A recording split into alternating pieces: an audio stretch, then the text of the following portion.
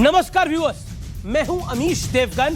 2024 में कौन बैंड बजाएगा, किसका बाजा बजेगा और किसकी बारात निकलेगी, आज हम आर पार में इस पर सबसे बड़ी बहस करने वाले हैं। क्योंकि लाव लश्कर के साथ जब पटना में विपक्ष की बैठक हुई तो सवाल उठा कि महागठबंधन की बारात तो सज गई है, लेकिन दूल्हा कौन होगा। इसके बाद कांग्रेस ने कहा कि दूल्हे की चिंता छोड़िए, बारातियों के स्वागत की तैयारी करिए, क्योंकि 2024 में महागठबंधन की सरकार तय है। लेकिन बारात निकलने से एन पहले ही बारातियों में भागम भाग शुरू हो गई।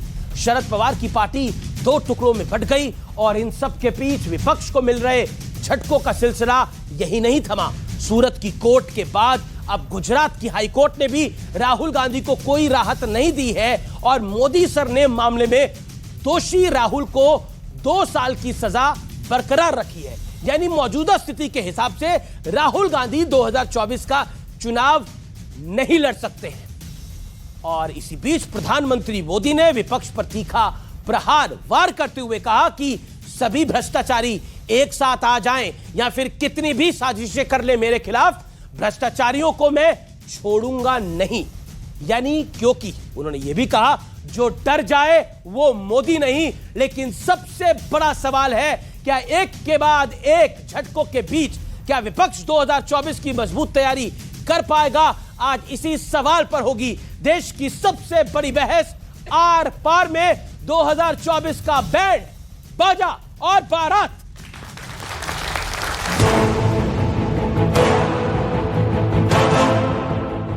लोग मेरे पीछे पड़ेंगे, मेरी कब्र खोदने की धमकी दे देंगे, मेरे खिलाफ साजिशें रचेंगे। उन्हें पता नहीं है, जो डर जाए वो मोदी नहीं हो सकता।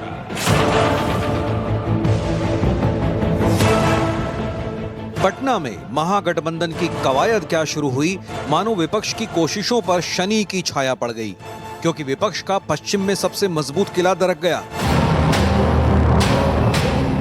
भतीजे अजीत पवार ने चाचा शरद पवार को सियासी बिसात पर चेकमेट कर दिया। तो बीजेपी एक बार फिर मुखर होकर पूछ रही है कि विपक्ष की बची हुई बारात का दूल्हा कौन है। इसके जो बारात सज रही है उसका दूल्हा कौन है? ये बड़ा आश्चर्य हो रहा है कि बारात सजने के पहले ही बिखर रही है, बाराती ही भाग रहे हैं। ब्लड टेस्ट कराने का दिल्ली में ही होता है, इसलिए हम जा रहे हैं ब्लड टेस्ट कराने। इसके बाद से लौट के आना है, जाना है बंगलुरु, जाना है, सब नरेंद्र मोदी की विदाई का तैयारी कराना है। आप बहुत दिनों से दूल्हे के लिए भाजपा चिंतित हो रही है। चिंता छोड़ दो, हमारा दूल्हा तैयार है। आप अपने यहाँ बारात का स्वागत करने की तैयारी करो। शादी कर लेना चाहिए था और अभी भी समय गया, बीता नहीं है। शादी करिए और हम लोग बाराती चले। विपक्ष के दूल्हे की तलाश के बीच राहुल गांधी को गुजरात हाईकोर्ट से भी मोदी सरनेम वाले केस में झटका लगा है। हाईकोर्ट ने निचली अदालत से मिली 2 साल की सजा पर रोक लगाने से इनकार कर दिया। मानहानि के मामले में राहुल गांधी आदतन अपराधी हैं, तो अपमानित करना, बेइज्जत करना, एब्यूज करना राहुल गांधी की फितरत है। दूसरी तरफ प्रधानमंत्री मोदी ने 2024 से पहले इस साल होने वाले सेमीफाइनल के लिए तैयारी शुरू कर दी है। प्रधानमंत्री मोदी ने रायपुर में कांग्रेस पर सीधा हमला बोला। कांग्रेस के कोर कोर में करप्शन है। करप्शन के बिना कांग्रेस सांस भी नहीं ले सकती। करप्शन कांग्रेस की सबसे बड़ी विचारधारा है। अब सवाल यह है कि महाराष्ट्र का झटका महागठबंधन कैसे झेलेगा, और सवाल यह भी कि महाराष्ट्र के बाद किसकी बारी है। क्योंकि जैसी खबरें बिहार से आ रही हैं, वो विपक्ष की बारात के संयोजक नीतीश कुमार की चिंता बढ़ाने वाली है। और सबसे बड़ा सवाल यह है कि मोदी के खिलाफ क्या विपक्ष किसी एक चेहरे पर आम राय बना पाएगा?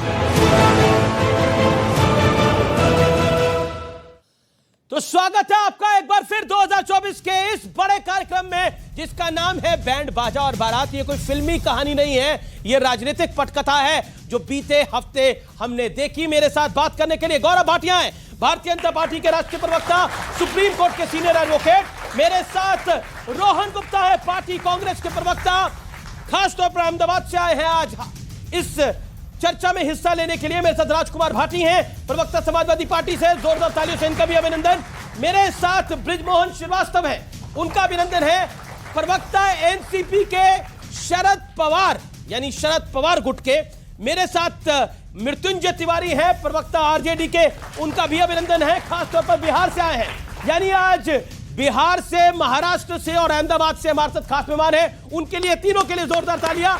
और जो हमारे दिल्ली के मेहमान हैं उनके लिए भी तालियां, और जनता जनार्दन के लिए जोरदार तालियां। चलिए इस चर्चा की शुरुआत करते हैं। जब मैं इस कार्यक्रम को करने आ रहा था तो मुझे लगा कि बैंड बाजा बारात कार्यक्रम का नाम है, तो कई लोगों ने पूछा ये फिल्मी कहानी है, लेकिन कहानी फिल्मी तो नहीं है, लेकिन जो बीते हफ्ते हमने रोहन भाई देखा वो जरूर किसी फिल्म के ट्रेलर से कम नहीं है। क्या आपको लगता है कि विपक्षी एकता को पलीता लगा है? बिहार में जिस शब्द का बहुत, और उत्तर प्रदेश के भी कुछ इलाकों में इस्तेमाल होता है, क्या विपक्षी एकता को पलीता लगा है? 50 सेकंड, योर फर्स्ट रिमार्क्स। देखिए, बैंड बाजा जो है भाजपा के अहंकार का बजेगा और बारात जनता की निकलेगी, क्योंकि तो ही महंगाई जाएगी और तो ही बेरोजगारी जाएगी। मुझे लगता है जो आपने कहा कि जो महाराष्ट्र में चल रहा है, आपने बैंकों की डकैती देखी होगी, बंगलों की डकैती देखी होगी, प्रॉपर्टी की डकैती देखी होगी। ये पार्टी की डकैती करने वाली, शुरुआत करने वाली भाजपा की विश्व की पहली पार्टी है जिसने पार्टी की डकैती चालू की, और गिनीज बुक वर्ल्ड रिकॉर्ड में इनका नाम आना चाहिए। बहुत बड़ा इनका अचीवमेंट है कि पार्टी की डकैती शुरू की है। देखिए अमीश भाई, जनता जनार्दन सब देख रही है जिस प्रकार से महाराष्ट्र में खेल हो रहा है। अभी आपने कहा मोदी जी का, भाई और बहनों मैं एक भी भ्रष्टाचारी को नहीं छोड़ूंगा। बिल्कुल, उनकी पार्टी ने पालन किया उनके आदेश का, उनको छोड़ा नहीं, उनको अपने साथ लेके आ गए। और ये वॉशिंग मशीन देखिए, एक ऐसा वॉशिंग मशीन है कि भाजपा का सिंबल भी आने वाले दिनों में वॉशिंग मशीन होगा। जो भी अंदर जाता है साफ हो जाता है। 70,000 करोड़ का भ्रष्टाचार 4 दिन में साफ कर पाए, ये सिर्फ भाजपा का। आपने एक बड़ी लाइन बोली, आपने बोला पार्टी की डकैती हुई है। गौरव भाटिया, मैं सीधा आपके पास आता हूं, ये पार्टी की डकैती हुई है या आपको लगता है कि आपने खेल शुरू करा है? और ये जो बैंड बाजा और बारात है, कांग्रेस को तो लगता है कि बैंड भी आपका बजेगा, बाजा भी आपका बजेगा, और फिर बारात जनता की निकलेगी। देखिए, आपकी स्टोरी मैंने बड़ी ध्यान से सुनी और उसमें आदरणीय प्रधानमंत्री जी ने बात करी कि विपक्ष कहता था मोदी जी की कब्र खोद दो। तो मैं इतना ही कहूंगा, भ्रष्टाचारियों की जिसने कब्र है खोदी, उस महान नेता का नाम है नरेंद्र मोदी। पहली बात। दूसरा, लेकिन एक सवाल आपने बोला भ्रष्टाचार की कब्र खोदी, जिसका उसका नाम है नरेंद्र मोदी। बिल्कुल, आप अपनी पार्टी की बात तो रखिए, लेकिन एक और आपके नेता हैं, दिल्ली में नरेंद्र मोदी हैं, तो महाराष्ट्र में देवेंद्र फडणवीस हैं। देवेंद्र फडणवीस कहते थे कि अजीत पवार चक्की पीसिंग, लेकिन अब तो डीसीएम यानी डिप्टी सीएम बनिंग और बनिंग। एंड द विपक्ष बर्निंग, धुआं ही धुआं है हर जगह। मेरे सवाल का उत्तर देखिए, आपकी स्टोरी में एक और बहुत अच्छी बात थी, आपने बाजा की बात करी है। एक ऐसा ढोल भी है जो फट चुका है, जो बज ही नहीं रहा है, हमें पता है वो कौन है, लेकिन मैं इतना ही कहूंगा, इनके लिए अर्ज किया है, बजा दो जनता का बाजा, जो मिले उसे खा जा। ये है कांग्रेस पार्टी। भ्रष्टाचार की ये बात करेंगे, पूरे विश्व में देखिएगा, मेरी प्रधानमंत्री परिवार हो जिसके 3 सदस्य भ्रष्टाचार के आरोप में बेल पे बाहर हो, गांधी परिवार। और आपने जो बात कही ना, आजकल जनता पता है क्या कह रही है अमीर जी? कह रही है ये कटप्पा कौन है जिसने बाहुबली को मारा। कटप्पा कौन है मैं बताता हूं। कटप्पा वो है जो महाराष्ट्र के विधानसभा चुनाव में कांग्रेस पार्टी को गाली देता था। वो जो शरद पवार का गुट है, अब जो एनसीपी थी, हमारे साथ चुनाव लड़ा उद्धव ठाकरे ने, और उसके बाद 161 सीटें आई। आज की मुलाकात की एक नई परंपरा शुरू की है, यानी बेनिफिट भी डायरेक्ट और फीडबैक भी डायरेक्ट। इसका फायदा यह हुआ कि हर सरकारी विभाग हर अफसर अपनी जिम्मेदारी निभाने लगे। अब किसी के लिए गुणा गणित का कोई चांस ही नहीं बचा है।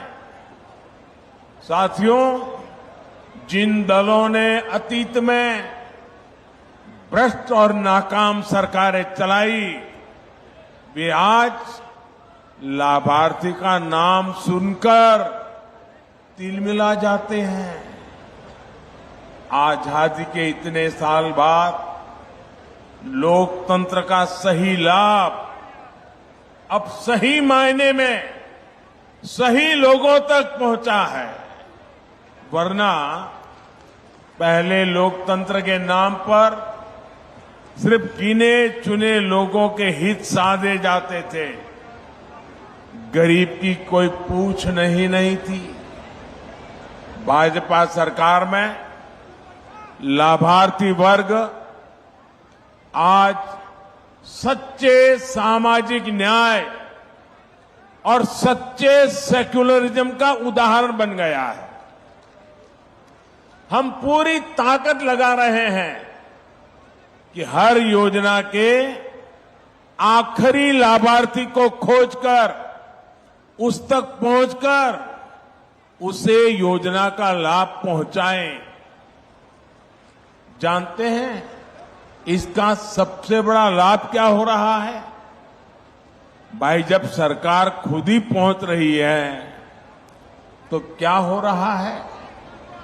कमीशन लेने वालों की दुकान बंद, दलाली खाने वालों की दुकान बंद, घोटाले करने वालों की दुकान बंद। यानी ना कोई भेदभाव और ना ही कोई भ्रष्टाचार।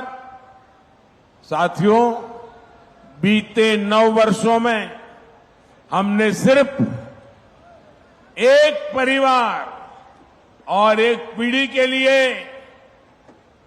सिर्फ योजनाएं नहीं बनाई हैं, बल्कि आने वाली पीढ़ियों का भविष्य भी सुधर जाए, इसको ध्यान में रख करके काम किया है।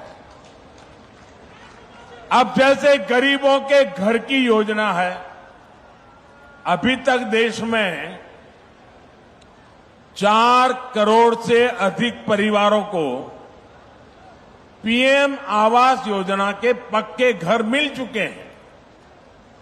आज भी यहां यूपी के 4.5 लाख गरीब परिवारों को पक्के घर सुपुर्द किए गए हैं। सावन के महीने में महादेव की ये कितनी बड़ी कृपा हुई है। साथियों, जिन गरीबों को ये घर मिले हैं, उनकी एक बहुत बड़ी चिंता खत्म हो जाती है। सुरक्षा की भावना उनके भीतर आ जाती है। जिन्हें ये घर मिलता है, उनमें एक नया स्वाभिमान जगता है, नई ऊर्जा आती है। जब ऐसे घर में कोई बच्चा पलता है, बढ़ता है, तो उसकी आकांक्षाएं भी अलग होती है। और आपको एक बात मैं बार बार याद दिलाता हूं, पीएम आवास योजना के ये ज्यादातर घर महिलाओं के नाम पर मिल रहे हैं। आज इन घरों की कीमत कई लाख रुपए हो गई है। करोड़ों बहनें तो ऐसी हैं जिनके नाम पर पहली बार कोई प्रॉपर्टी रजिस्टर हुई है। इससे गरीब परिवारों की बहनों को जो आर्थिक सुरक्षा की गारंटी मिली है, ये वो ही जानती है। साथियों, आयुष्मान भारत योजना भी सिर्फ 5 लाख रुपए के मुफ्त इलाज तक सीमित नहीं है। इसका प्रभाव कई पीढ़ियों तक पड़ रहता है। जब गरीब परिवार में कोई गंभीर रूप से बीमार पड़ता है, तो किसी की पढ़ाई छूट जाती है, किसी को छोटी उम्र में काम करने के लिए जाना पड़ता है, पत्नी को भी रोजी रोटी के लिए निकलना पड़ता है। एक गंभीर बीमारी आई कि कई कई साल तक मां बाप बच्चे बड़े हो जाएं लेकिन शादी नहीं कर पाते हैं, क्योंकि आर्थिक स्थिति बीमारी में खस्ता हाल हो जाती है। और गरीब के सामने दो ही विकल्प होते हैं, या तो वो अपनों को अपनी आंखों के सामने जिंदगी के लिए संघर्ष करते देखे, या घर खेत बेच दे, किसी से इलाज के लिए कर्ज ले। जब प्रॉपर्टी बिकती है, कर्ज का बोझ बढ़ता है, तो आने वाली कई कई पीढ़ियां प्रभावित हो जाती है। आयुष्मान भारत योजना आज गरीब को इसी संकट से बचा रही है। इसलिए मैं मिशन मोड पर लाभार्थियों तक आयुष्मान कार्ड पहुंचाने के लिए इतना अधिक प्रयास कर रहा। आज भी यहां से 1,60,00,000 लाभार्थियों को आयुष्मान भारत का कार्ड बंटना शुरू हुआ है। भाइयों और बहनों, देश के संसाधनों पर वंचितों का, गरीबों का सबसे बड़ा हक होता है। पहले बैंक तक पहुंच भी सिर्फ अमीर लोगों की होती थी। गरीबों के लिए तो ये माना जाता था कि पैसा ही नहीं है तो बैंक खाते का क्या करेंगे। कुछ लोग सोचते थे कि गारंटी देने के लिए कोई नहीं है तो बैंक लोन कैसे मिल पाएगा। बीते 9 वर्षों में इस सोच को भी भाजपा सरकार ने बदल दिया। हमने बैंकों के दरवाजे सबके लिए खोल दिए। हमने करीब करीब 50 करोड़ जनधन बैंक खाते खोले। मुद्रा योजना के तहत 50,000 से लेकर 10 लाख रुपए तक के ऋण बिना गारंटी दिए। यहां यूपी में भी करोड़ों लाभार्थियों ने मुद्रा योजना का लाभ उठाकर अपना काम शुरू किया। इसमें सबसे अधिक लाभ गरीब, दलित, पिछड़े, आदिवासी, अल्पसंख्यक परिवारों से जुड़े साथियों और महिला उद्यमियों को हुआ। यही तो सामाजिक न्याय है जिसकी गारंटी भाजपा सरकार दे रही है। साथियों, हमारे रेहड़ी, ठेले, पटरी, फुटपाथ पर छोटा मोटा व्यवसाय करने वाले साथी भी अधिकतर वंचित समाज से ही आते हैं। लेकिन पहले की सरकारों ने इन साथियों को भी सिवाय अपमान और प्रताड़ना के कुछ नहीं दिया। रेहड़ी, ठेले, पटरी, फुटपाथ पर दुकान चलाने वालों को दुत्कार देता है, गाली देकर चला जाता है। लेकिन गरीब मां का बेटा मोदी इनका ये अपमान बर्दाश्त नहीं कर सकता। इसलिए मैंने रेहड़ी, ठेले, पटरी, फुटपाथ पर दुकान करने वाले के लिए पीएम स्वनिधि योजना बनाई है। हमने पीएम स्वनिधि योजना के तहत इनको भी सम्मान दिया है और बैंकों को इन्हें मदद देने को कहा है। जो पैसे पटरी वाले दुकानदारों को बैंक दे रहे हैं उसकी गारंटी भी सरकार खुद ले रही है। पीएम स्वनिधि योजना के तहत अभी तक 35 लाख से अधिक साथियों को मदद स्वीकृत की गई है। यहां बनारस में भी आज 1.25 लाख से ज्यादा लाभार्थियों को स्वनिधि योजना के तहत लोन दिए गए। इस लोन से वो अपना काम आगे बढ़ाएंगे, अपनी दुकान का विस्तार करेंगे। अब कोई उन्हें गाली नहीं दे पाएगा, उन्हें नीचा नहीं दिखा पाएगा। गरीब को स्वाभिमान, ये मोदी की गारंटी है। साथियों, जिस लोगों ने देश पर दशकों तक राज किया, उनके शासन के मूल में ही बेईमानी रही। और जब ऐसा होता है तो चाहे कितना भी धन इकट्ठा हो तो कम ही पड़ता है। 2014 से पहले भ्रष्टाचारी और परिवारवादियों की सरकारों के दौरान ऐसा ही कारोबार चलता था। बजट की जब भी बात आती थी तो घाटे का, नुकसान का ही बहाना होता था। आज गरीब कल्याण हो या फिर इंफ्रास्ट्रक्चर, बजट की कोई कमी नहीं है। वही कर देता है, वही सिस्टम है, लेकिन सरकार बदली है, नीयत बदली है तो परिणाम भी बदले दिख रहे हैं। पहले करप्शन और कालाबाजारी खबरों से अखबार भरे रहते थे। अब नए प्रोजेक्ट के शिलान्यास और लोकार्पण की खबरें अखबारों में छाई रहती है। बीते 9 वर्षों में आए परिवर्तन का सबसे बड़ा उदाहरण भारतीय रेल है। ईस्टर्न डेडिकेटेड फ्रेट कॉरिडोर, यानी मालगाड़ियों के लिए विशेष पटरियों की योजना 2006 में शुरू हुई थी, लेकिन 2014 तक 1 किलोमीटर ट्रैक भी नहीं बीत पाया था। 1 किलोमीटर भी नहीं। पिछले 9 वर्षों में इसका एक बहुत बड़ा हिस्सा पूरा हो चुका है। इस पर मालगाड़ियां चलना शुरू कर चुकी है। आज भी दीनदयाल उपाध्याय जंक्शन से न्यू सोननगर खंड का लोकार्पण किया गया है। इसे मालगाड़ियों की स्पीड तो बढ़ेगी, पूर्वांचल में, पूरी भारत में रोजगार के अनेक नए अवसर बनेंगे। साथियों, जब नीयत साफ होती है तो कैसे काम होता है, इसका एक और उदाहरण मैं देता हूं। देश में तेज रफ्तार ट्रेनें चले, देश हमेशा ये चाहता था।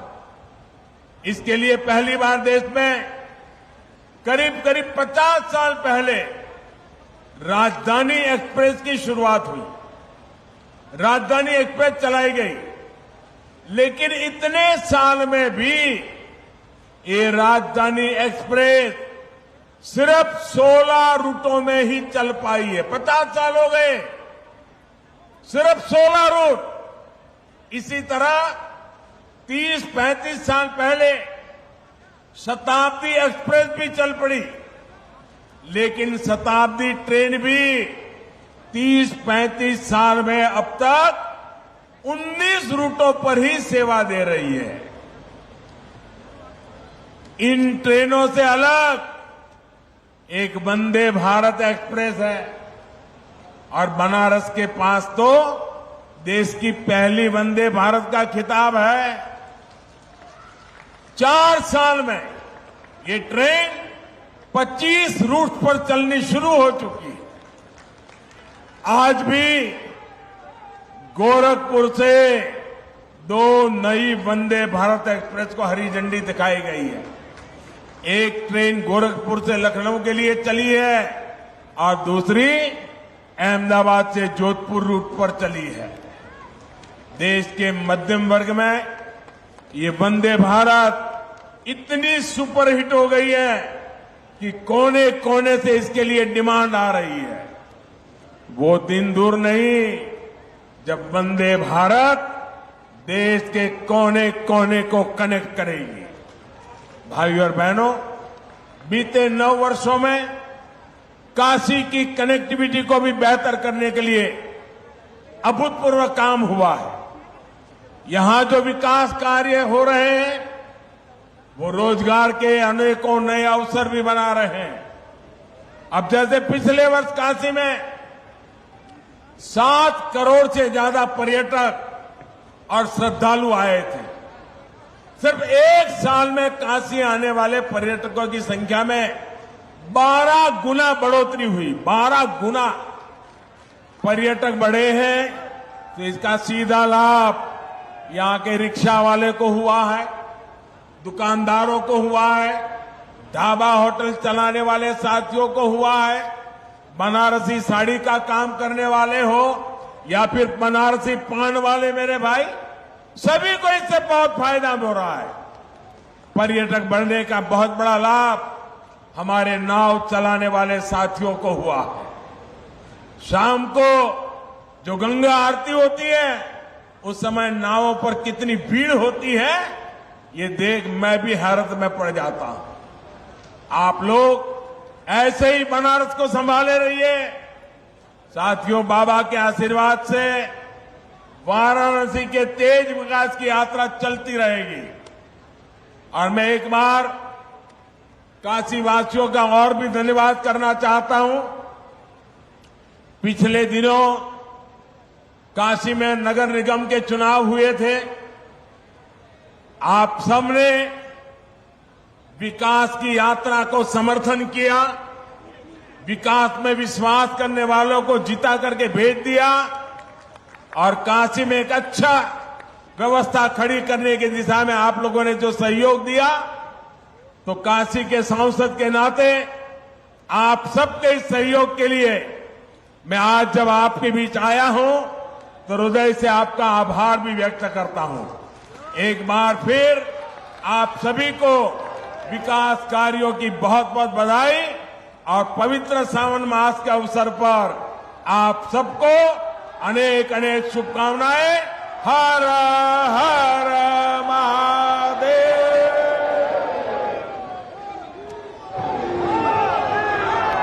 तो काशी और गोरखपुर को बहुत बड़ी सौगात केंद्र सरकार की तरफ से प्रधानमंत्री नरेंद्र मोदी की तरफ से यहां पर मिली है। दरअसल प्रधानमंत्री नरेंद्र मोदी आज पूर्वांचल के दौरे पर हैं और देखिए ये पूर्वांचल दौरे का पहला दिन है। क्या कुछ उन्होंने वाराणसी में अपने संबोधन के दौरान कहा वो आपको बताते हैं कि अब जो लाभ है वो सही लोगों तक पहुंच रहा है। कमीशन खोरों की दुकान अब पूरी तरह से ठप हो गई है, बंद हो गई है।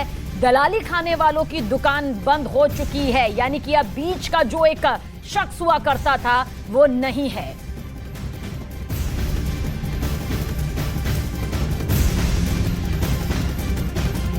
100 करोड़ की विकास परियोजनाओं का शिलान्यास और लोकार्पण करेंगे। उसके बाद प्रधानमंत्री नरेंद्र मोदी करीब 2:30 बजे गोरखपुर जाएंगे, जहां गीता प्रेस के शताब्दी समारोह के समापन कार्यक्रम में हिस्सा लेंगे। इसके बाद PM Modi Gorakhpur railway station पर वंदे भारत ट्रेन को हरी झंडी भी दिखाएंगे। गोरखपुर रेलवे स्टेशन के पुनर्विकास की आधारशिला रखेंगे और करीब शाम 5 बजे पीएम मोदी वाराणसी पहुँचेंगे, जहाँ करीब 12,100 करोड़ की विकास परियोजनाओं का शिलान्यास और उद्घाटन करेंगे।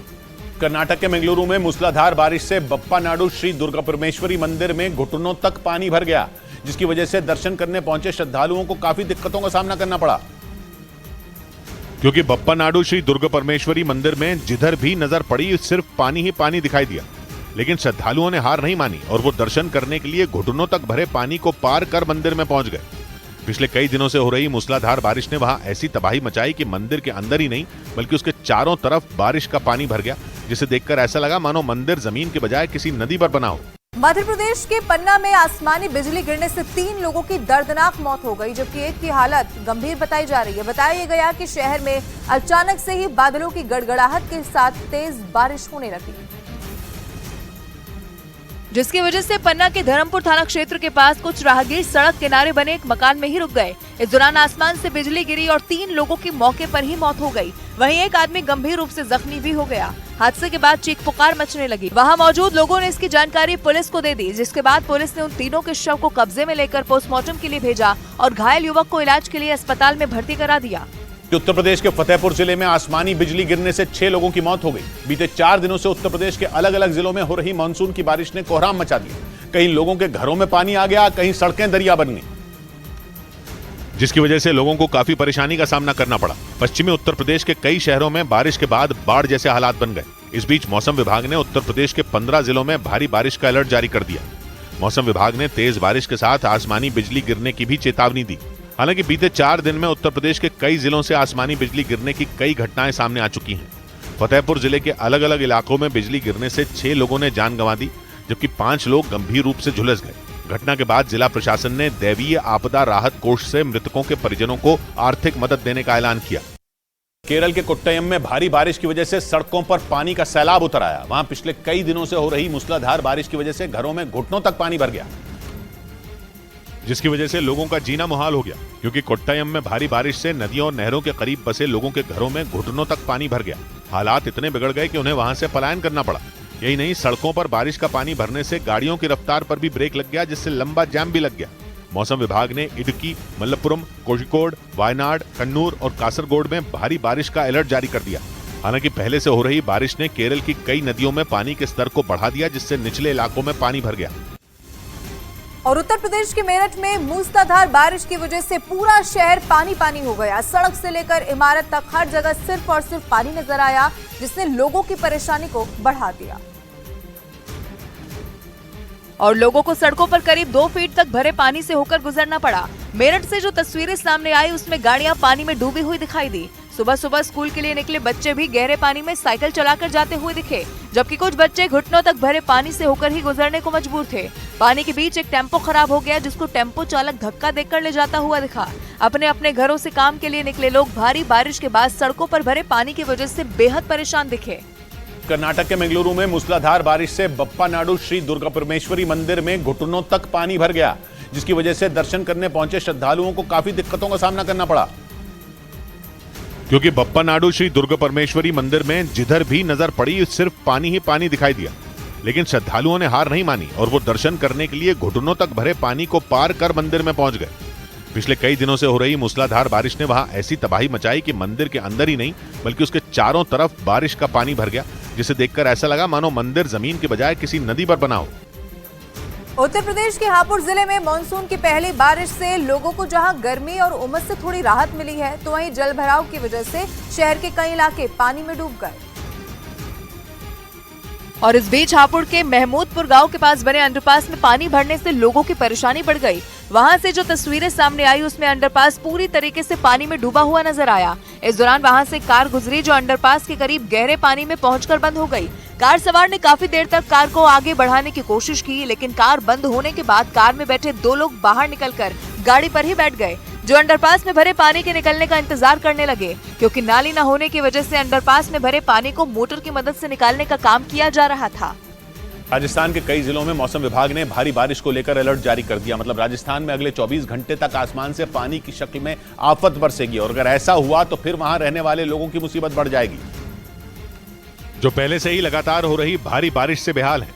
क्योंकि मानसून के दस्तक देने के बाद से ही राजस्थान के बीकानेर, करौली, जयपुर और डूंगरपुर समेत कई हिस्सों में मूसलाधार बारिश हो रही है। वहां भारी बारिश के बाद कई इलाकों में पानी भर गया, लेकिन राजस्थान की मुसीबत यहीं खत्म होती नहीं दिख रही, क्योंकि मौसम विभाग ने अगले 24 घंटे के लिए राज्य के कई जिलों के लिए ऑरेंज अलर्ट यानी भारी से भारी बारिश होने की चेतावनी जारी कर दी। इस दौरान वहां 60 मिलीमीटर से 200 मिलीमीटर तक बारिश होने का अनुमान जताया गया। और उधर उत्तराखंड के चमोली से एक दिल दहला देने वाला वीडियो सामने आया। बद्रीनाथ राष्ट्रीय राजमार्ग पर भारी बारिश के बाद पहाड़ का करीब आधा हिस्सा टूटकर नीचे गिर गया,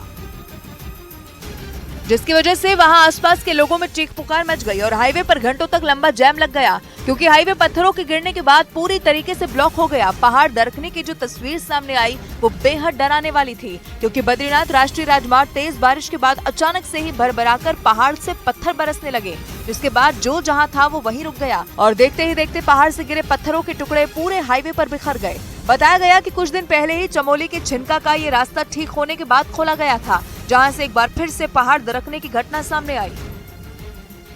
पाकिस्तान में भी बारिश और बाढ़ लगातार कहर ढा रही है। वहां के लाहौर में कई घंटों से लगातार हो रही बारिश ने लोगों की मुश्किलें बढ़ा दी। वहां भारी बारिश की वजह से 7 लोगों की मौत हो गई। इतना ही नहीं, बारिश के दौरान वहां से आई कुछ तस्वीरों ने तो लोगों को डरा कर रख दिया, क्योंकि मूसलाधार बारिश के बाद शहर की तमाम सड़कें जैसे तालाब में तब्दील हो गई। सड़कों पर कई फीट तक पानी भर गया, जिसमें गाड़ियां खिलौनों की तरह बहती दिखी। वहां से सामने आई एक तस्वीर में चारों तरफ पानी ही पानी नजर आया, जिसमें कई गाड़ियां फंसी तो कई उस सैलाब में आधी डूबी हुई नजर आईं। सड़कों पर मटमैला पानी ऐसे बह रहा था मानो वहां कोई नदी बह रही हो। लेकिन मुसीबत यहीं खत्म होती नहीं दिख रही, क्योंकि मौसम विभाग ने लाहौर, रावलपिंडी, मुल्तान और इस्लामाबाद में अगले 24 घंटों के लिए भारी बारिश का अलर्ट जारी कर दिया। मतलब ये कि आने वाले दिनों में इन इलाकों में और बारिश होगी, जिससे लोगों की मुश्किलें और बढ़ जाएंगी। पाकिस्तान में लगातार हो रही भयानक बारिश ने वहां के लोगों में दहशत पैदा कर दी। कई इलाकों में बाढ़ से ऐसा हाहाकार मचा कि लोगों को पिछले साल आए भीषण बाढ़ का मंजर याद आने लगा। क्योंकि पाकिस्तान में कई शहरों पर आसमान से मानो आफत बरस रही हो। भारी बारिश की वजह से वहां 24 लोगों की मौत की खबर सामने आई। लाहौर में तो बारिश ने पिछले 30 साल का रिकॉर्ड तोड़ दिया और वहां बाढ़ की वजह से 7 लोगों की मौत हो गई। बाढ़ से आई तबाही के बाद लोग इस बात से डर गए कि कहीं पिछले साल जैसे हालात न बन जाएं, क्योंकि 2022 में पाकिस्तान में आई बाढ़ की वजह से 1740 लोगों की मौत हो गई थी और 3.5 करोड़ से ज्यादा लोग बेघर हो गए थे। इतना ही नहीं, पाकिस्तान के कराची, इस्लामाबाद, जाफराबाद और खैबर पख्तूनख्वा समेत कई इलाके पूरी तरह डूब गए थे। और उत्तरी कश्मीर के बारामूला जिले में भारी बारिश ने तबाही मचाकर रख दी है। वहां तेज बारिश के साथ आई आंधी में कई पेड़ तक गिर गए, जिसकी वजह से रास्ते बंद हो गए और घंटों तक रास्तों पर जैम लगा रहा। सड़क पर दोनों तरफ से आने वाली गाड़ियों की लंबी लंबी लाइन लग गई। उत्तरी कश्मीर के बारामूला जिले में बेहिसाब बारिश की वजह से लोगों की परेशानी तब और बढ़ गई जब राफियाबाद इलाके में तेज आंधी बारिश के साथ बीच सड़क किनारे लगे बड़े बड़े पेड़ धराशायी हो गए। हालांकि राहत बचाव दल की टीम ने पहुंचकर पेड़ हटाने का काम शुरू किया, लेकिन इस बीच लोग घंटों जैम से परेशान नजर आए। कई दिनों से सुर्खियों में चल रहे पीसीएस अधिकारी ज्योति मौर्य और उनके पति आलोक मौर्य के बीच छिड़े घमासान में ज्योति मौर्य खुद सामने आई और उन्होंने अपने पति के हर आरोप का खुलकर जवाब दिया। न्यूज 18 से बातचीत में ज्योति मौर्य ने आलोक पर एक बार फिर झूठ बोलने का आरोप मढ़ा और आलोक मौर्य के लगाए सारे आरोपों को बेबुनियाद बता दिया। न्यूज 18 से बातचीत में पीसीएस अधिकारी ज्योति मौर्य ने एक बार फिर पति आलोक पर झूठ बोलकर शादी करने का आरोप लगाया। उन्होंने ये भी कहा कि आलोक के सफाई कर्मी होने से उन्हें कोई परेशानी नहीं थी, लेकिन जिस तरीके से आलोक ने उन्हें अंधेरे में रखकर शादी की थी उससे उन्हें बहुत दुख पहुंचा था। उनके सफाई कर्मी होने से मतलब नहीं है, ठीक है, वो जो भी था उन्होंने झूठ बोल के शादी किया, मुझे बाद में पता चला। एक रोज पहले ही ज्योति मौर्य और आलोक मौर्य की शादी का एक कार्ड भी सामने आया था, जिसमें आलोक मौर्य के नाम के नीचे ग्राम पंचायत अधिकारी लिखा दिखाई दिया। इसी आधार पर एसडीएम ज्योति मौर्य ने आलोक पर धोखा देने का आरोप मढ़ा और अब एक बार फिर न्यूज 18 से बातचीत में उन्होंने अपने आरोपों को दोहराया। महाराष्ट्र में सियासी हलचल के बीच बैठकों का दौर भी लगातार जारी है। आज महाराष्ट्र बीजेपी मुंबई में बैठक करेगी। बीजेपी की यह बैठक शाम 7 बजे गरवारे क्लब में होगी। इस बैठक में आगे की रणनीति पर चर्चा होगी। बीजेपी ने अपने सभी विधायकों को इस अहम बैठक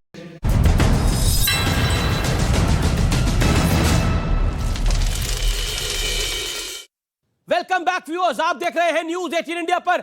आर पार में आज का दिन है बड़ी पब्लिक डिबेट का और आज का विषय है 2024 का बैंड बाजा और बारात। बार बार डकैती, बार बार कांग्रेस कह रही है डकैती, आप यानी शरद पवार का जो खेमा है वो कह रहा है हमारे साथ डकैती हुई है। लेकिन क्या आपको लगता नहीं है डकैती तो आपने भी करी थी? जब एक सरकार को मैंडेट मिला वो सरकार नहीं बनने दी और 3 दल साथ आ गए। क्या आपको लगता है कि जैसी करनी, एक फिल्म आई थी पुरानी, क्योंकि फिल्मों की बात हो रही है, जैसी करनी वैसी भरनी, कादर खान और गोविंदा की। भारतीय जनता पार्टी लगातार नैतिकता, चाल चरित्र और चेहरे की बात करके देश में उनको इतना बड़ा सत्ता का अधिकार मिला, लेकिन इनके जितने भी काम हैं अभी तक वो सब चाल चरित्र और चेहरे से अलग है। आदरणीय मोदी जी भोपाल की रैली में जहाँ पे ये कहा गया था कि 10 लाख लोगों को संबोधित कर रहे हैं, वहाँ उन्होंने बहुत जोर शोर से कहा कि मैं किसी भी पार्टी में भ्रष्टाचारियों को नहीं रहने दूंगा। हम लोगों को देश सारे उनके जो जितने कार्यकर्ता थे डांस करने लगे। वो नहीं समझ पाए थे कि मोदी जी उस समय ये कह रहे थे कि मैं किसी और पार्टी में नहीं रहने दूंगा, अजीत पवार ने भी बोली, सबों को लेकर आऊंगा। एक बात अजीत पवार ने भी बोली, इसमें मेरा क्या दोष है, मैं आपके घर पे पैदा नहीं हुआ।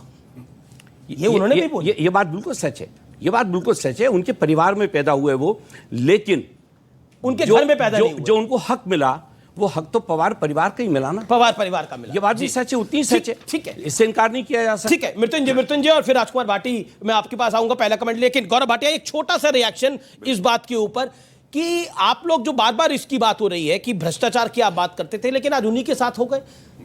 देखिए, एक बात बिल्कुल स्पष्ट कर दूं, लालू प्रसाद यादव 4 बार दोष से धुए हैं न्यायालय में।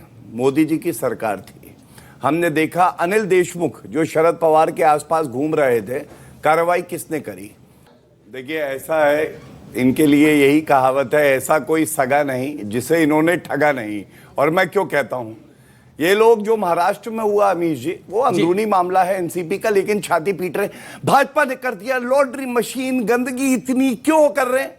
देखिए, पहले तो इन्होंने बोला कि ये लोग कहते हैं भ्रष्टाचारी, इनका चुनावी भाषण है इसलिए इसकी कोई मान्यता नहीं है। ठीक है भैया, हमारी बात मत मानो, जनता क्या कह रही है मत मानो, लेकिन ये तो जेडीयू तुम्हारा पार्टनर कह रहा है कि भैया जमीन दो, नौकरी लो, भ्रष्टाचार करते हैं लालू प्रसाद यादव, इनके खिलाफ कार्रवाई करो। अरे इनकी बात मानो, ये सब मुद्दा है।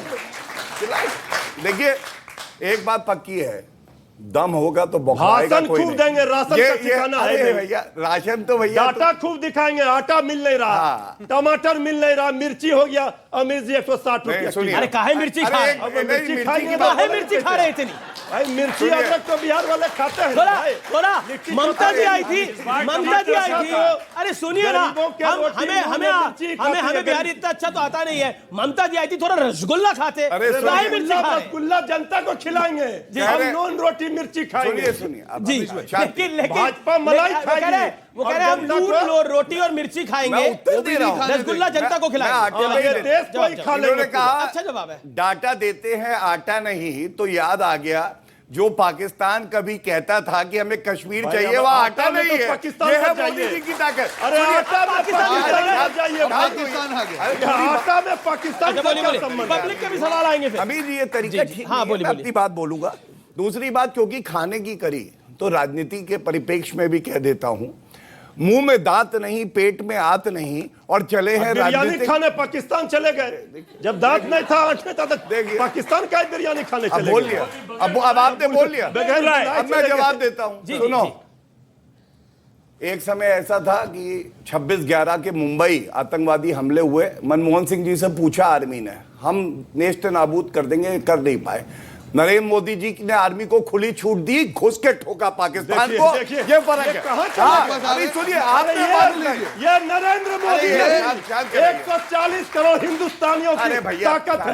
ये कारण नरेंद्र मोदी जी हर लाइन पे देखिए टोका जाए। ऐसा बात बोल रहे, गले के नीचे हजम नहीं हो रहा। मैं हमारे सेना, हमारे जवान वहां शहीद हो रहे हैं। अरे चलिए, अमीर जी, मैं वरना फिर देखिए बीच में टोकना नहीं चाहता हूं, या हर लाइन पे टोकेंगे ठीक नहीं। अब सुनिए, भारत को जोड़ेंगे, यात्रा पे चल रहे हैं, और मोहब्बत की दुकान है, मोहब्बत की दुकान में व्यापारी कौन है? कन्हैया कुमार। भारत तेरे टुकड़े होंगे। भैया, ऐसे व्यापारियों से भारत को बजाय भगवान, जो कि टुकड़े करते हैं, ये इनकी मोहब्बत की दुकान है, मोहब्बत की दुकान, मोहब्बत की दुकान है।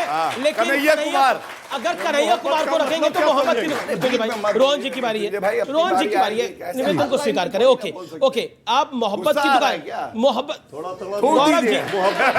बात करते थे, मोहब्बत पर जब भाजपा बात करे तो गुस्सा आएगा। कन्हैया के बारे में कुछ बोल दिया, जगदीश टाइटलर, गुस्सा आ गया भैया को। कन्हैया कुमार से जितना आपको लगाव है उतना ही लगाव उनको है। आप पूछिए मत, अगर इन्होंने टिकट दी थी तो समर्थन नहीं करेंगे ये लोग, मैं जानता हूं इस बात को। चलिए आगे बढ़िए। ओके, रोहन जी, ये राहुल जी अब 2024 का चुनाव भी नहीं लड़ेंगे क्योंकि हाईकोर्ट ने सजा को बरकरार रखा है। माफी काहे नहीं मांग लेते इस पूरे मामले के ऊपर? अरविंद केजरीवाल ने कई बार मांगी है, कई बार गलती हो जाती है, माफी मांग के आगे बढ़ जाना चाहिए। आज राहुल जी को ये लोग बंगला ले ले, गाड़ी ले ले, सब ले ले, उनको कोई फर्क नहीं पड़ता, उनके साथ जनता है। एक दिन में उन्होंने चाबी छोड़ दी, इतने साल पुराना उनका बंगला था, कभी उनको मोह नहीं था। आज वही कर्नाटक में जाके जनता ने उनकी बात को स्वीकार किया। कब तक आप राजनीति करते रहेंगे? उनका एक एमपी नारायण काछड़िया, हाईकोर्ट ने सजा को, सुन लीजिए, मैं आ रहा हूं, उसी पे आ रहा हूं। इनका एक एमपी, मैं चैलेंज के साथ कहता हूं, अगर गौरव भाटिया में हिम्मत हो तो उसका जवाब देके दिखा दे। नारायण काछड़िया अमरेली का एमपी, 3 साल की सजा होने के बावजूद आज भी सांसद बने हुए। क्यों? राहुल गांधी जवाब है। चल, मुझे आंसर दीजिए, इसका आप आंसर देखिए। कोर्ट के भी ऑफिसर हैं तो जिम्मेदारी से जवाब दीजिएगा। मैं जो भी कहता हूं बड़ी जिम्मेदारी से कहता हूं, और इतना जरूर कहूंगा कि नहीं, नारायण काछड़िया का जवाब देखिए, ये गलत है। नहीं, मुझे जवाब, आप बोलिए, चलिए। आप बोले नारायण काछड़िया का जवाब दीजिए। राजीव गांधी ने आप जवाब क्यों नहीं दे रहे? अरे आप वापस चले गए कहीं पे। मैं आपका स्पेसिफिक जवाब मांग रहा हूं। आपका एमपी है, अमरेली का एमपी है, नारायण काछड़िया, 3 साल की सजा हुई, आज भी एमपी नहीं। ये डबल स्टैंडर्ड बात है। अगर आप नहीं, अमीश भाई, हाईकोर्ट की सदस्यता, मुझे अमीश भाई, क्या आपको नहीं लगता है कि सदस्यता चली जाती है? आजम खान की भी नहीं हुई ना, आजम खान की कई नेताओं की गई। नारायण काछड़िया अमरेली के एमपी की सदस्यता नहीं गई। अच्छा ठीक है, मैं चैलेंज के साथ कह रहा हूं, जवाब दे दे। राहुल गांधी के साथ भेदभाव वाला व्यवहार हो रहा है कांग्रेस का, यार मेरी बात जी। भेदभाव हो रहा है राहुल गांधी के साथ। कांग्रेस बताइए नारायण काछड़ी का क्या हुआ? क्या बकवास आज भी एमपी है, आज भी इनके एमपी। शांत कराइए पहले, नहीं जवाब दीजिए ना। ठीक है, आप सुन लीजिए ना। 30 सेकंड। न्यायपालिका स्वतंत्र है। पवन खेड़ा की अरेस्ट रोक दी, टाइगर जिंदा, टाइगर जिंदा है। आप इसका बताइए सदस्यता कैसे हुई, रद्द कैसे हुई? शांत कराइए। आप बताइए सजा कैसे? शांत कराइए। आप बताइए। बौखलाहट नहीं, आप आपकी बौखलाहट कॉमेडी सर्कस नारायण काछड़ी, यही बता रहा हूँ, कॉमेडी सर्कस नहीं है। सबसे बड़ा जोकर कौन है? आप पता है, आप लोग ये ताली कौन बजाता है? आप देखिए, ये व्यक्तिगत टिप्पणी मत कीजिए। मैं भी किसी को तोतला नहीं कहना चाहूंगा, मैं किसी को तोतला नहीं कहना चाहूंगा, मैं भी नहीं कहना चाहूंगा, ये मेरे संस्कार नहीं है। यूनिफॉर्म सिविल कोड पर तो ये लोग बिखर गए हैं जी। अन्य मुद्दों पर इनका क्या रहेगा? ये एक अच्छा सवाल है। इसका जवाब राजकुमार भाटी जी देंगे। भाटी जी एक बात जवाब दीजिए। वो कह रहे हैं कि यूसीसी के मुद्दे पर तो आप बिखर गए हैं। कई पार्टियों ने सरकार का समर्थन करा है और बोला कि हम यूसीसी के साथ हैं। सरकार का नहीं, यूसीसी का समर्थन किया है। लेकिन बाकी मुद्दों पर कैसे होगा? आपका नेता कौन होगा? ये सब सवाल खड़े होंगे, पब्लिक जानना चाहती है सवाल। पहली बात तो यूसीसी पे विपक्ष बिल्कुल नहीं बिखरा है। पूरे विपक्ष की एक ही बात है कि पहले आप ड्राफ्ट लेके आएं, ये बताएं कि कौन कौन से कानूनों में बदलाव चाहते हैं, कौन कौन से कानून देखे। और मैं एक गारंटी के साथ आपको बता रहा हूं कि ये उद्धव ठाकरे साथ है, अरविंद केजरीवाल साथ है। ये केवल धार्मिक बहस शुरू करना चाहते हैं देश में, इसलिए इस तरह के सिगुफे छोड़ते हैं। मैं आपको आज की घटना बताता हूँ। आज वीडियो चल रही है, कल की घटना है, पूरे सोशल मीडिया पे चल रही है, मेन मीडिया दिखाता नहीं इस तरह की खबरों को। एक ये जो पुणे में पब्लिक स्कूल है, वहाँ के जो प्रिंसिपल हैं ईसाई, बजरंग दल के लड़के उस स्कूल में घुस गए। पर खबर पूरी पड़ी है, हमने खबर कल दिखाई है। वहाँ पर लड़कियों के टॉयलेट के अंदर कैमरा लगा हुआ था। भी था जी। सुनो वो मामला है, अमीश जी, वो मामला अलग है। वो मामला ये आपका सवाल क्या है? आपका सवाल क्या है? भाटिया साहब से हैं, एक श्रीवास्तव साहब से हैं जी। क्या महाराष्ट्र में मुख्यमंत्री एकनाथ शिंदे जी भाजपा के गले की हड्डी बन गए हैं, जिन्हें कंट्रोल करने के लिए आपने पवार साहब को करीब लाया है? और दूसरा श्रीवास्तव साहब से मैं ये समझना चाहता हूं कि अजित पवार साहब की कौन सी योग्यता है जो आपको नहीं दिखी और भाजपा को दिख गई? जी, अच्छा सवाल है। और मैं बता दूं, ये जर्नलिस्ट ही हैं, आज हमारे साथ जुड़े हैं। थैंक यू सो मच, आप यहाँ पर आए हमारे साथ। ओके, अजीत पवार में आपको जो काबिलियत नहीं दिखी, वो बीजेपी को कैसी दिखी? एक अच्छा सवाल है, जवाब। देखिए, बीजेपी को काबिलियत क्या दिखी है? भारतीय जनता पार्टी महाराष्ट्र में जो 48 लोकसभा की सीटें हैं, उनमें से 3 या 4 सीटें ही जीत पा रही है। और उनको ये बात मालूम है कि अगर महाराष्ट्र में उनको बहुमत नहीं मिला तो आने वाले दिनों में 2024 के लोकसभा के चुनाव में उनको सरकार बनाना कठिन होगा। ये उनको ऐसा लगा कि आदरणीय अजीत पवार साहब, डैमेज कंट्रोल करना तो समझदारी है, बेवकूफी तो नहीं है। तो क्या देखा, वही तो मैं बता रहा हूं कि आदरणीय अजीत पवार के बारे में उनकी राय यह है कि अगर अजीत पवार साहब बीजेपी के साथ काम करेंगे तो शायद वहां पर हम लोग चुनाव जीत के आ सकेंगे। लेकिन मैं बात बताना चाहता हूं कि अभी तो 3-4 सीटें जीतने की भी संभावना थी, लेकिन उनके इस करने के बाद अब महाराष्ट्र की 48 सीटों में भारतीय जनता पार्टी हारेगी। ये मैं आज आपके चैनल पर बोल रहा हूं अमीश जी। अच्छा, और आपको लगता है जो आपके विधायक गए हैं और सांसद जो गए हैं, वो हारने के लिए गए हैं वहां पर? निश्चित रूप से, सारे के सारे निश्चित रूप से। जिसके साथ जनता होती है ना, इस मंच से कहता हूं 303 से ज्यादा सीटें आएंगी भाजपा की और एनडीए की 400+ इनसे 301 तो अभी दो तो अभी कम जनता ने कर दी इसी 5 साल में। यही पीड़ा है। ये सारे मिलके भी मोदी जी को हरा नहीं पाएंगे। अभी 303 नहीं है, प्रवक्ता खड़ा, अभी 301 है। और मैं आपको बताऊं, अभी गौरव भाई 303 नहीं है। ठीक है, देखिए एक शेर अर्ज कर दीजिए। शेर अर्ज कर दीजिए। शेर अर्ज है। शेर अर्ज कर दीजिए। अगर आप शेर है तो बता दीजिए ना। नहीं भैया, मैं तो इंसान हूँ, ये नहीं बताऊंगा गधा कौन है। लोग बुरा, अरे वो तो जनता को दिख रहा है। ठीक है, 9 साल का जवाब नहीं दे पाया। अब शेर अपने आप को लॉयर बोल के और जवाब नहीं दे पा रहे। ठीक है, चलिए। अच्छा, बोल तो दीजिए। देखिए, मिल बैठे हैं जुगनू सारे, ऐलान ये है आओ सूरज को हटाया जाए। वही इनका हाल है। ये जुगनू क्या सूरज की तरह चमकेंगे? अरे मोदी जी हैं, अंगद का पैर है, रख दिया तो रख दिया, हिला नहीं सकते। इटली वाले नरेंद्र मोदी ने बोला था, नरेंद्र मोदी ने सदन में बोला था, एक अकेला सब पे भारी है। क्या आपको लगता है 24 की तैयारी है और बीजेपी कहती है कि बैंड बजाएंगे हम विपक्ष का और बारात निकलेगी भारतीय जनता पार्टी जनता के साथ जीत की? जो आदरणीय प्रधानमंत्री जी कह रहे एक अकेला सब पर भारी, ये भाषा अहंकारी की है। और अहंकार तो आप जानते हैं कि लोकतंत्र में तानाशाही, अहंकारी, हिटलर शाही जब नहीं चली है तो फिर मोदी जी की भी नहीं चलेगी जी। ये देश की जनता मांग रही है अमित जी, रोटी, कपड़ा और मकान, और जब ये मांग करती है तो बीजेपी हो जाती है लेकिन परेशान। जनता एक और कह रही है, अब नहीं चलेगी परिवारवाद की दुकान। अरे परिवारवाद तो पूरे देश की जनता परिवार है। हमारा परिवार गरीब, मजदूर, किसान, नौजवान है, और इनका परिवार कौन है? पूंजीपतियों और उद्योगपतियों के बल पर ये गरीबों के आवाज को दबाना चाहते हैं। राजकुमार भाटी जी ने कहा कि हमारी बहन बेटी के खिलाफ कुछ गलत हो रहा है तो पुलिस आएगी। बहन बेटी के साथ अगर गलत होता है तो पुलिस का इंतजार करेंगे क्या हम लोग? पुणे के वाले लेकिन कानून का नहीं, आपकी बात सही है, लेकिन कानून का तो रिस्पेक्ट करनी पड़ेगी। राजकुमार भाटी, जवाब। अगर ये बात आपने कहा वो जिम्मेदार प्रिंसिपल थे तो उनकी जिम्मेदारी थी ना बाथरूम को चेक करना। अच्छा ठीक है, ठीक। अगर ये बात किसी और ने कही होती, किसी और ने, तो ये उसे देशद्रोही ठहरा देते। जिस व्यक्ति को इस देश के कानून पर विश्वास नहीं है, पुलिस और फौज पर विश्वास नहीं है, वो इस देश का सच्चा नागरिक नहीं है, वो देशद्रोही है। आपको पुलिस पे विश्वास नहीं है, आपको पुलिस पे विश्वास नहीं है, ठीक है, और सरकार नहीं है, भारतीय जनता पार्टी की सरकार। और सवाल किसके पास है? राहुल गांधी जी की बोलने की आदत है, कभी भी कुछ भी बोल देते हैं। उनका क्या है कि वो सोचते नहीं है, पहले बोलते हैं, उसके बाद सवाल क्या है? सवाल उनका ये है कि जैसे मोदी सरनेम वाला जो मुद्दा था, मोदी सरनेम वाला मुद्दा, उस मुद्दे के ऊपर पूछना चाहता हूं, जब मोदी का सरनेम वाला मुद्दा बोला गया था उस पर। अच्छा, बिल्कुल। वो कह रहे हैं, वो मतलब उन्होंने वो बात क्यों बोली? अगर उन्होंने बोल दी तो फिर देखिए, आपकी गलती नहीं है भाई साहब। आप जब व्हाट्सएप में कटी हुई क्लिप देखते हैं ना, उनमें आगे जो नीरव मोदी बोला था, ये जो आगे नाम जो थे वो आपने सुने नहीं। और मैं आपकी गलती नहीं मानता हूं। व्हाट्सएप यूनिवर्सिटी, आप 9 साल से सत्ता में हैं, आप राहुल गांधी जी की सदस्यता रद्द करते हैं, ठीक है, आपने कहा लॉ अपना काम करेगा। वही लॉ आपके एमपी के अगर आप नहीं करते हो तो आपको जनता को जवाब देना पड़ेगा। एक मिनट अमित जी, आप डिस्टर्ब बिल्कुल बिल्कुल। हम लोग इतने अहंकारी नहीं, हम लोग अहंकारी नहीं।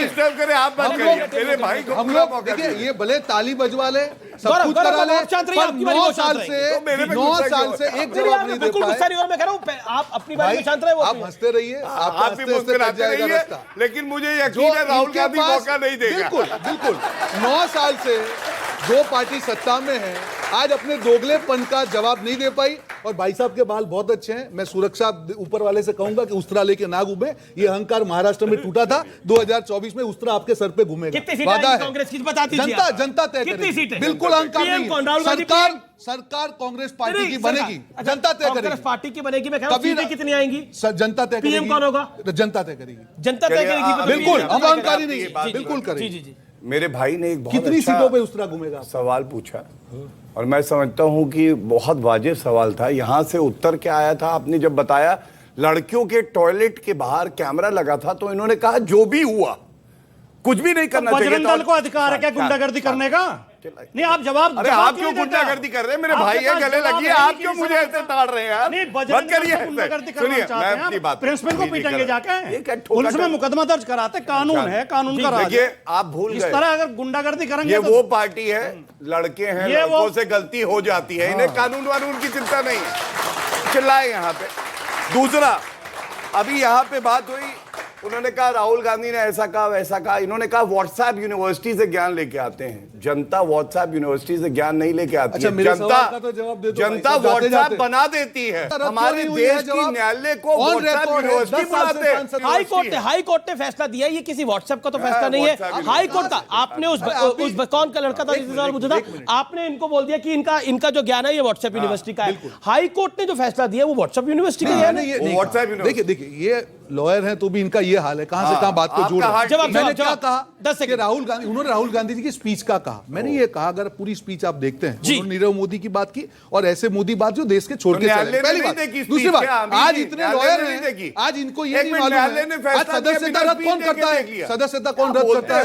सरकार रद्द करती है। आज राहुल गांधी जी की अगर सदस्यता रद्द होती है तो इनके शासन की रद्द क्यों नहीं होती? पर कोर्ट में गए ना, सदस्यता सरकार रद्द करती है। अमीश भाई, आपको अपना नॉलेज, आप कोर्ट में गए ना सर, कोर्ट में तो गए आप, कोर्ट में राहत नहीं मिली ना, कोर्ट ने बोला माफी मांग लेते, राहुल जी माफी मांग लेते। आज सदस्यता रद्द करने की है, ठीक है, आप नहीं समझ रहे। सुनिए, एक और बात बता, सदस्यता रद्द तो ये वही ऑर्डिनेंस है जो राहुल जी ने फाड़ा था। ये वही ऑर्डिनेंस है जो राहुल जी ने फाड़ा था, जिसमें लालू यादव, जिसमें इनसे पूछ के देखिए, इस व्यक्ति को देखिए, लालू यादव के लिए ऑर्डिनेंस फाड़ा था और वही ऑर्डिनेंस भारी पड़ गया।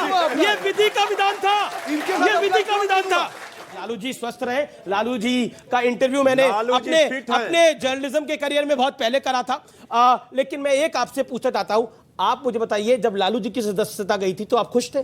देखिए एक बात अमित जी, सवाल का आप ये सवाल क्यों कर रहे हैं? नहीं हमें भी पता है, जनता को भी पता है। तो इसलिए देखिए, इसलिए हम आपको बता दे रहे हैं, मीडिया है, गोदी मीडिया की आवाज, विपक्ष से कोई सवाल गरीबों की आवाज, कोई मना नहीं कर रहा कि लालू यादव जो है वो गरीबों की कह रही है बीजेपी कोई कुछ भी कहे, लेकिन ये जनता जो है वो हमें इतना प्यार देती है और आर पार को अपार प्रेम देती है। इसीलिए देश का सबसे ज्यादा प्रामाणिक, देश का सबसे ज्यादा देखे जाने वाला शो रहा है। राइवल चैनल्स खड़े भी नहीं होते आर पार के सामने। ये बात मैं कभी नहीं बोलता, लेकिन मैं आज कह रहा हूं, आर पार का सानी इस देश में कोई कार्यक्रम नहीं है। और इसकी प्रामाणिकता अगर आपको देखनी है तो बार्क का डेटा, डिजिटल का डेटा आप चेक कर सकते हैं। इसलिए सब एक तरफ, आर पार एक तरफ। और अब बात व्यूअर्स मंदिरों में ड्रेस कोड की। प्रदीप मिश्रा मशहूर कथावाचक हैं। इनके एक बयान ने बड़ी बहस को जन्म दे दिया है। और दरअसल प्रदीप मिश्रा मंदिरों में ड्रेस कोड के खिलाफ है।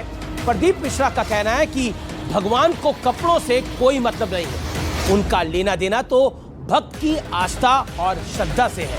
मेरा सवाल है कि क्या आप अपने वर्क प्लेस में नाइट सूट पहनकर जाते हैं क्या? जवाब होगा बिल्कुल नहीं। अगर आप वकील हैं तो क्या आप कोर्ट में जीन्स टी शर्ट पहनकर जा सकते हैं? तो इसका भी जवाब है बिल्कुल नहीं।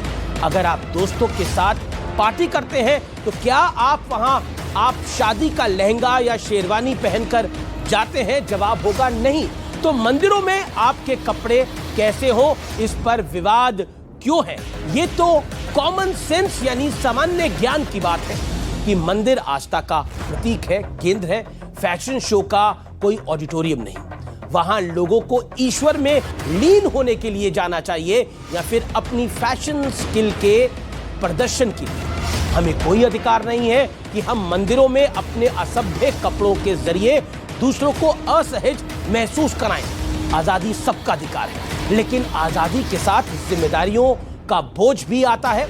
जिम्मेदारियां निभाए बिना आजादी का आनंद बेहद खतरनाक साबित हो सकता है। लोगों को जिम्मेदारी का एहसास हो, इसके लिए बीते 2 महीनों में कई मंदिरों ने ड्रेस कोड लागू कर दिया है। जुलाई 2023 में जम्मू कश्मीर के बावे वाली माता का मंदिर, जुलाई 2023 में ही हरिद्वार के दशेश्वर महादेव मंदिर, ऋषिकेश का नीलकंठ महादेव मंदिर, जून 2023 में सहारनपुर का श्री भूतेश्वर महादेव मंदिर, जून 2023 में ही खाटू श्याम मंदिर और मां वैष्णो देवी के दरबार में भी समेत देश के कई और मंदिरों में ड्रेस कोड लागू कर दिया गया है। ऐसे ही व्यवस्था गुरुद्वारों में भी है। पुरुष हो या महिलाएं, आपके कपड़े सभ्य और आपका सिर ढका होना चाहिए। मस्जिदों में भी पूरा शरीर ढका होने का नियम है। पूरी दुनिया में फॉलो भी इसे किया जाता है। चर्च में जाते वक्त भी ध्यान रखा जाता है कि श्रद्धालु के कपड़े वहां मौजूद दूसरे लोगों को असहज ना करें। याद रखिए, बेलगामा आजादी का वही नतीजा होता है जैसा हमने केदारनाथ और बद्रीनाथ धाम में रील्स के पागलपन में उछलते कूदते युवाओं के रूप में देखा है। इसका नतीजा यह हुआ कि मजबूरन अब केदारनाथ और बद्रीनाथ धाम में रील्स बनाने पर प्रतिबंध लगा दिया गया है। सोचिए, अगर मंदिरों में ड्रेस कोड खत्म कर दिया जाए तो आजादी की सीमाएं न जाने कहां और किस हद तक लांघी जाएगी। इसलिए मेरी आपसे प्रार्थना है कि इस संवेदनशील मुद्दे पर बेहद ध्यान से कोई फैसला लीजिएगा, क्योंकि इसका असर सिर्फ आप पर नहीं बल्कि पूरे समाज पर पड़ेगा। इसीलिए मैंने सोचा आज आपसे इस संवाद को करूं और खास तौर पर मैं अपने युवा भाइयों को आज कहना चाहता हूं कि आपके लिए आजादी बहुत महत्वपूर्ण है, लेकिन जिम्मेदारी भी उतनी महत्वपूर्ण होनी चाहिए। नमस्कार।